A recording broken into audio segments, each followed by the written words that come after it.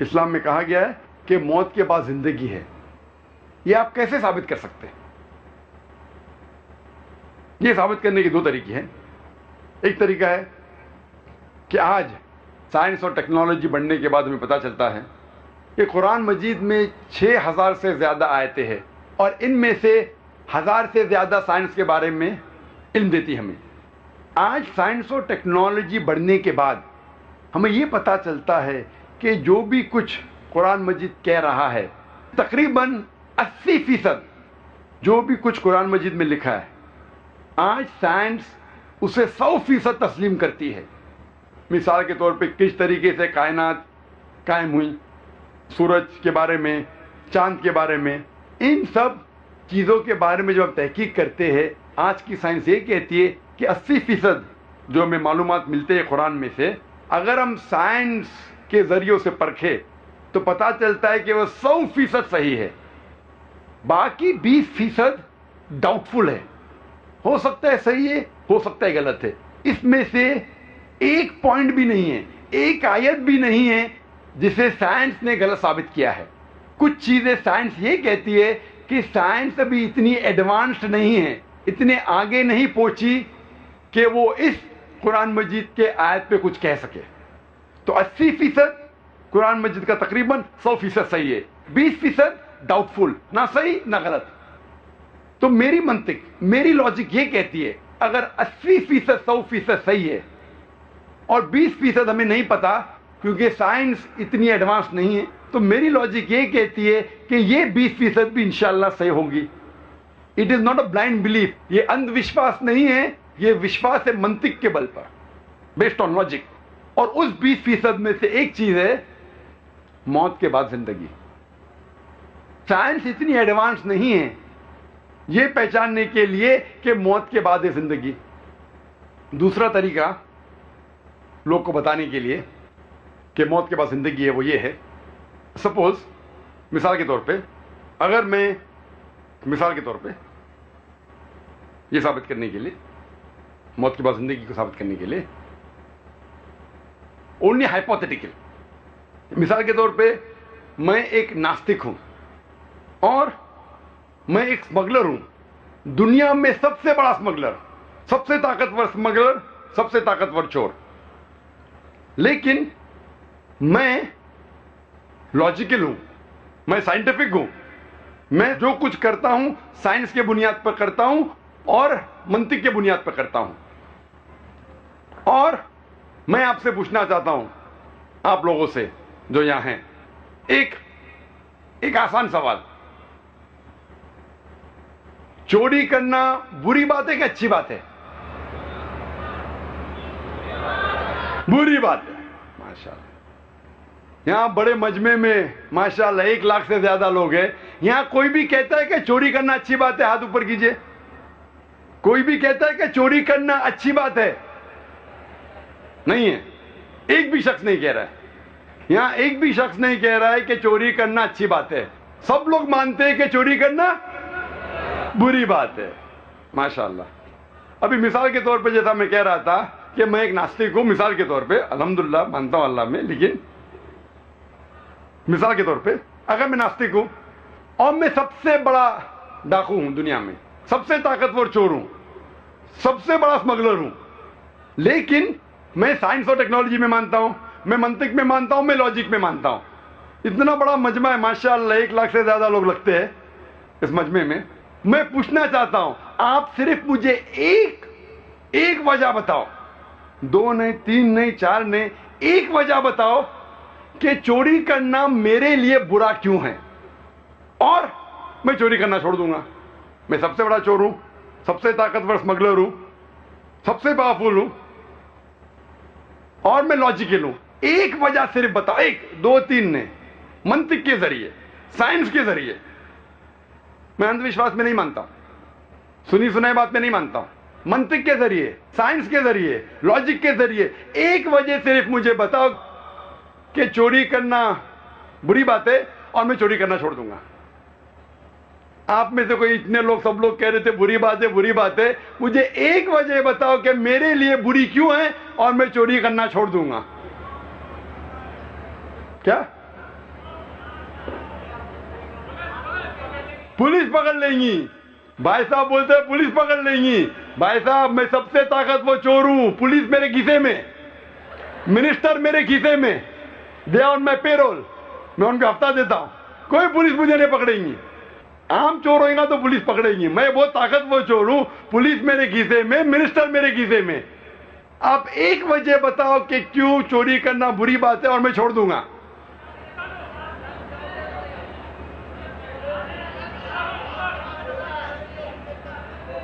तकलीफ होगी, मैं जिसको चोरी करूंगा उसको तकलीफ होगी, जिससे मैं चोरी करता हूं उसके लिए बुरी बात है, मेरे लिए क्या बुरी बात है? मैं आपसे कह रहा हूं कि मेरे लिए बुरी क्यों है वो कहिए। जिससे मैं चोरी करता हूं चाहे लाख रुपया हो, उसके लिए बुरा है, मेरे लिए तो अच्छा है ना। मैं नई गाड़ी खरीद सकता हूं, अच्छी घड़ी खरीद सकता हूं, अच्छा बंगला खरीद सकता हूं, दुनिया में घूम सकता हूं। अगर मैं चोरी करता हूं 2 लाख 5 लाख 10 लाख तो मेरे लिए तो अच्छी बात है ना। मैं ये कहना चाहता हूं, आप बताइए मुझे मेरे लिए क्यों बुरी है और मैं चोरी करना छोड़ दूंगा।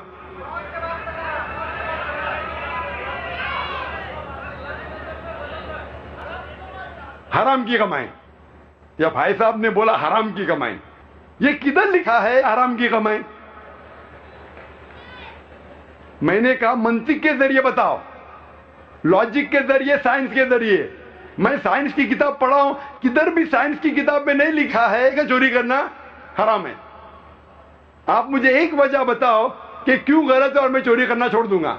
एक वजह, 2 नहीं 3 नहीं, मंतिक से या साइंस के जरिए एक वजह बताओ क्यों गलत है और मैं छोड़ दूंगा। भाई साहब बहुत दूर है, सुनने में नहीं आएगा। चोर है, लोग मुझे चोर बोलेंगे। अरे चोरी करना तो अच्छी बात है ना, तो मेरी तारीफ करेंगे, अच्छा लगेगा मुझे। अगर लोग मुझे चोर बोलेंगे, मेरे नजदीक चोरी करना अच्छी बात है, तो मेरी तारीफ करेंगे, करने तो आपको क्यों प्रॉब्लम हो रहा है? लोग जब मेरी तारीफ कर रहे हैं आपको क्यों प्रॉब्लम हो रहा है? किसी शख्स ने कहा कि कोई मेरी चोरी करेगा। भाई साहब मेरी चोरी कोई कर ही नहीं सकता है। मेरे पास 100 बॉडीगार्ड्स है, स्टेज के पीछे खड़े AK-47 के साथ। मैं दूसरे की चोरी कर सकता हूं, मैं सबसे ताकतवर हूं, मेरी चोरी कोई कर ही नहीं सकता है। हो सकता है कोई लोग, अभी आपके जवाब खत्म हो गए, लेकिन क्योंकि मैं अक्सर ये प्रैक्टिस करता हूं, और भी सवाल आते, और भी जवाब आते।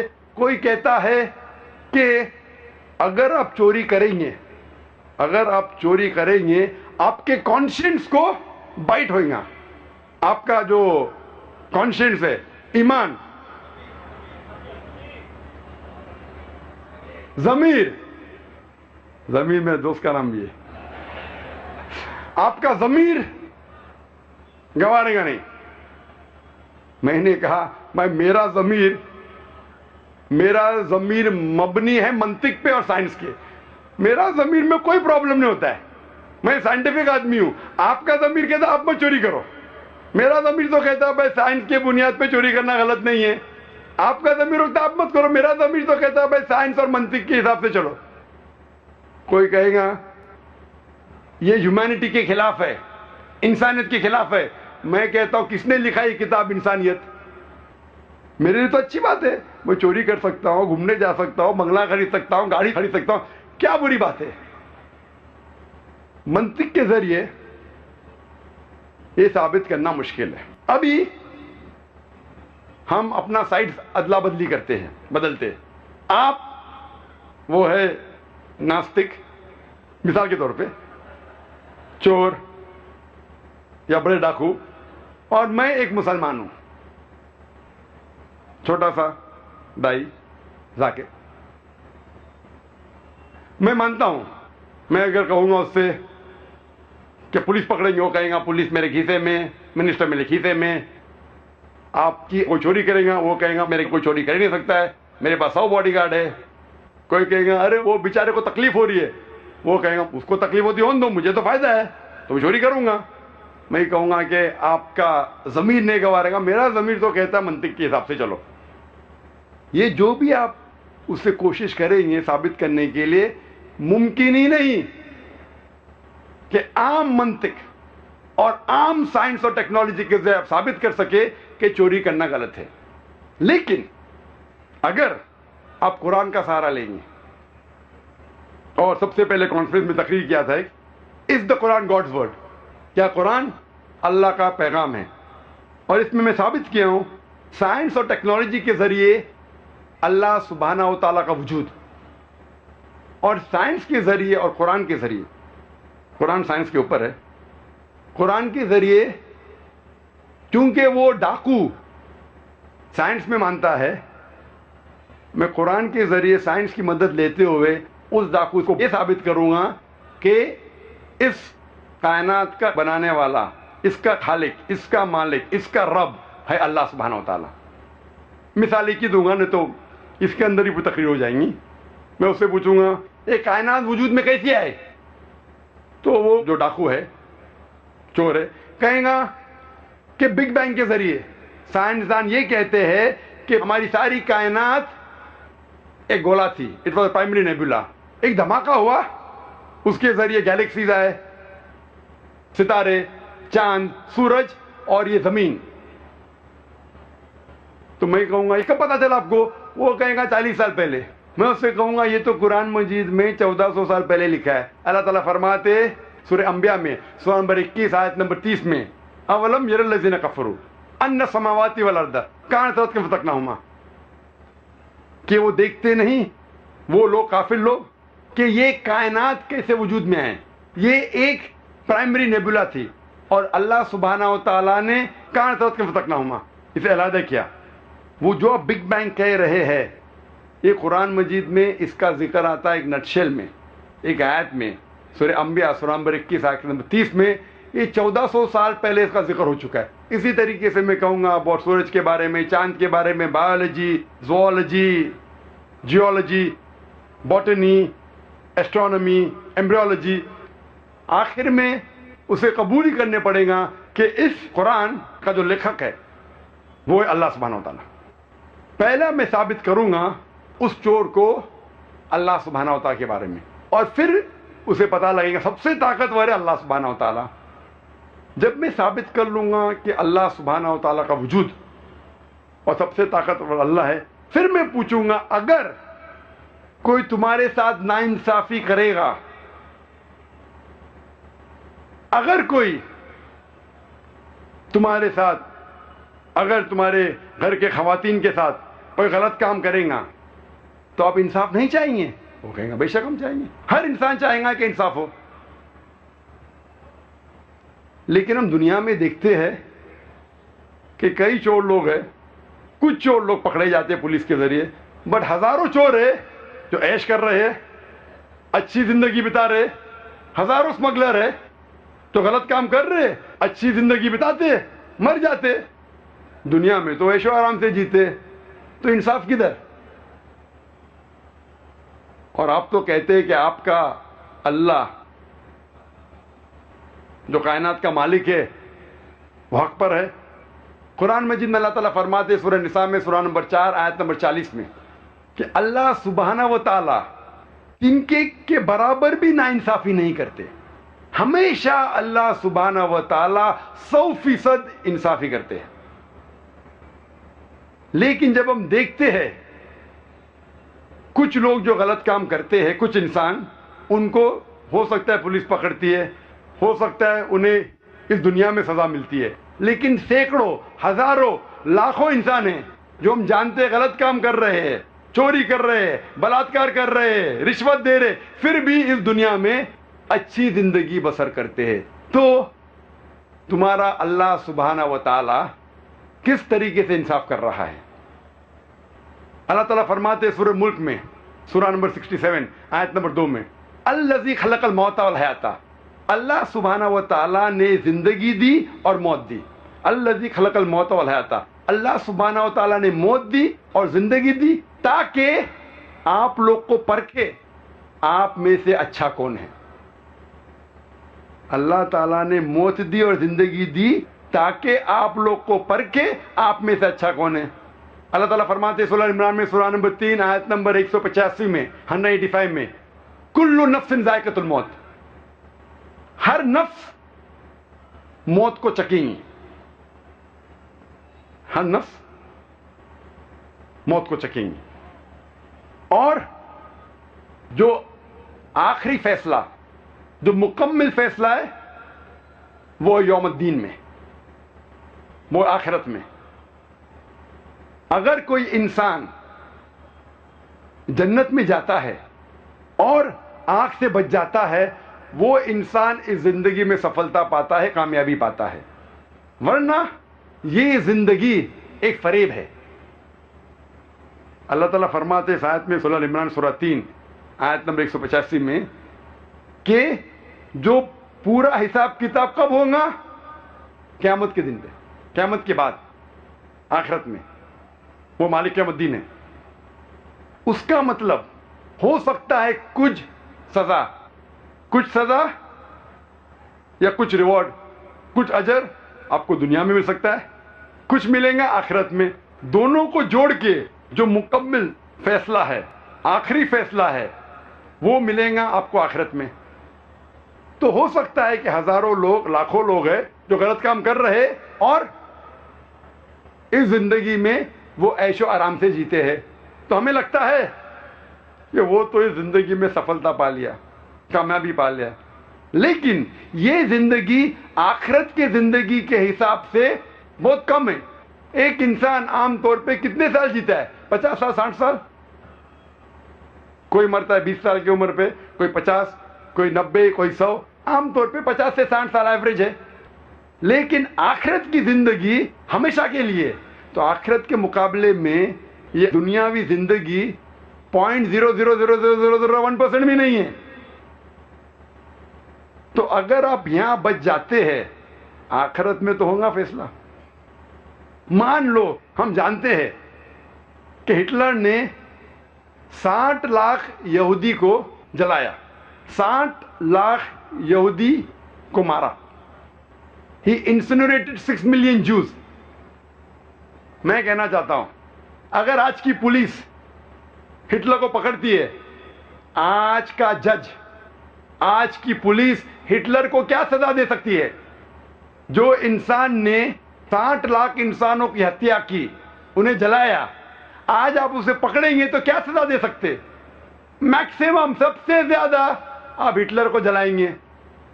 اس کا مطلب ایک موت کا بدلہ، باقی 59,99,999 لوگ کا کیا؟ یہ تو انصاف نہیں ہوا.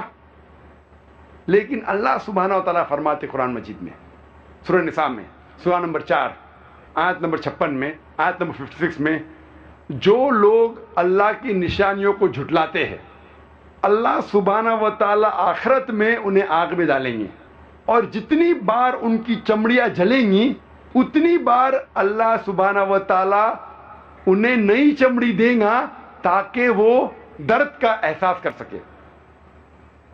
اللہ تعالیٰ فرماتے ہیں کہ جو اللہ کی نشانیوں کو جھٹلاتا ہے، اللہ تعالیٰ انہیں آخرت میں آگ میں ڈالیں گے، اور جتنے بار ان کی چمڑیاں جلیں گی اتنے بار نئی چمڑی دیں گے تاکہ وہ درد کا احساس کر سکے. آج سائنس یہ کہتی ہے کہ درد کا احساس برین کے علاوہ دیر آر پین ریسیپٹر چمڑی میں ہے. جب پین ریسیپٹر جل جاتے تو درد کا احساس ہوتا ہی نہیں. اور جب کوئی انسان آتا ہے برن انجری سے، ہم ڈاکٹر لوگ پن لیتے اور ٹیسٹ کرتے، اگر اس انسان کو درد ہوا ہم خوش ہیں، اٹ از سپرفیشل برن، اوپر سے جل گیا. اگر اسے درد کا احساس نہیں ہوتا ہے ہمیں دکھ ہوتا ہے، it is a deep burn, اس کے پین ریسیپٹر جل چکے. اللہ تعالیٰ فرماتے ہیں ہم انہیں آگ میں ڈالیں گے، جتنی بار ان کی چمڑی جلیں گی نئی چمڑی دیں گے تاکہ وہ درد کا احساس کر سکے. اللہ تعالیٰ اگر چاہے 60 لاکھ بار ہٹلر کو جلا سکتا ہے، چاہے تو 60 لاکھ بار نہیں 6 کروڑ ٹائم جلا سکتا ہے. اس دنیا میں ہم انہیں سزا دے ہی نہیں سکتے. اسی لیے اگر کسی شخص کو یہ ثابت کرنا ہے، یہ بتانا ہے کہ چوری کرنا غلط ہے، بلاತ್ಕಾರ کرنا غلط ہے، اسے خدا میں پہلے ماننا چاہیے. لیکن صرف خدا میں ماننا کافی نہیں ہے، خدا کے ساتھ ساتھ آخرت میں ماننا ضروری ہے. کیونکہ اگر آخرت نہیں تو پھر جسٹس کا ملیں گی. خدا میں ماننے کے علاوہ آخرت کی زندگی میں ماننا فرض ہے، کیونکہ صرف آخرت کی زندگی کے ذریعے میں آپ کو بتا سکوں گا کہ چوری کرنا غلط ہے، ڈاکہ ڈالنا غلط ہے، زنا کرنا غلط ہے، بلاತ್ಕಾರ کرنا غلط ہے، کیونکہ اگر آپ یہاں چھوٹ جائیں گے اس موت کے بعد کی زندگی میں آپ نہیں چھوٹیں گے۔